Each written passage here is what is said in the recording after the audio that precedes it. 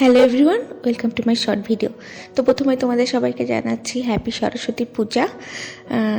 তো সকাল সকাল দেখতে পাচ্ছ আমি আর মা সরস্বতী পূজার জন্য বেরিয়ে গিয়েছিলাম। আমি জাস্ট সরস্বতী পূজার দিনটা এক্সপ্লেন করছি। এবারকার সরস্বতী পূজা আমার জন্য খুব নর্মাল গিয়েছে। তো এই তো আমরা ভাল কলেজে এসেছিলাম পূজার জন্য মার সাথে, এই যে মা।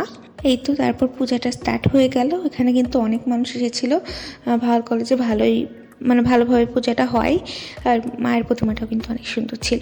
আগের বছর আমাদের বাসায় পূজা হয়েছিল, আর এবার আমরা ভাল কলেজে এসেছিলাম। তো এই তো এখানে ঠাকুরমশাই যজ্ঞ করছিল, তারপর আমরা পুষ্পাঞ্জলি দিলাম, তারপর আমরা বাড়ি চলে এলাম। দিদি আসতে পারিনি কারণ দিদির অফিসে ছুটি ছিল না।